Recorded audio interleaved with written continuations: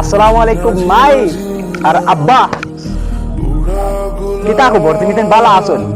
আমি আলহামদুলিল্লাহ ঈদের নামাজ পড়িয়া বর্তমানে উপরে আইছি।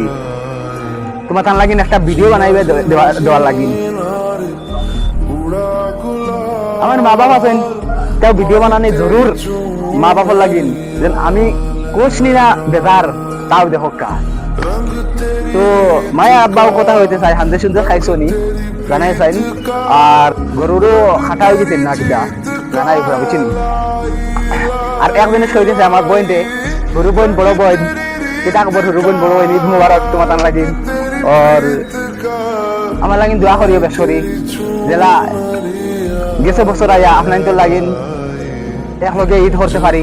এই বছর তো পারি আর না, তোরা মজবুরি আসলো, গরুর মজবুরি কারণে ঈদ করতে পারছি না বাড়ির। তো ওখানে আমি কইতে চাই আমার মুন্না ভাই, তো এন্ডও কইতে চাই ভাই, খান্দাস না তাহলে কি হইব? তোমার দিল আর আমার দিল একলগে আছে, আমি ওখানে কইতে চাই আমার লাগিন ভাই তুমি দোয়া করবা দেশরি জেলা একলগে গেছে বছর আনাওয়ালা যে বছর হে ও বছর আমরা একলগে গিয়া বাড়ির গরু কাটতে পারি মা বাবার সাথে।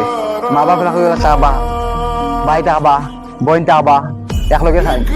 আর আমার বোনের জামাই আসেন, ভাই সাহেব আসেন।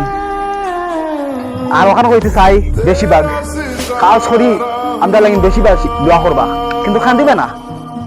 আমার খান্দন তো নাই না, বুঝছেন? খান্দন একবারে আন না, বিলকুল না। কিতা কইতাম ভাই, ইতনা মজা লাগে বুঝছো না, অত মজা লাগে সেই যে আইসি হাওয়াই গো আলাগ হাওয়া দেয়, বুঝছো নি? তো ওখানে কইতে চাই আসসালামু আলাইকুম, ঈদ মুবারক।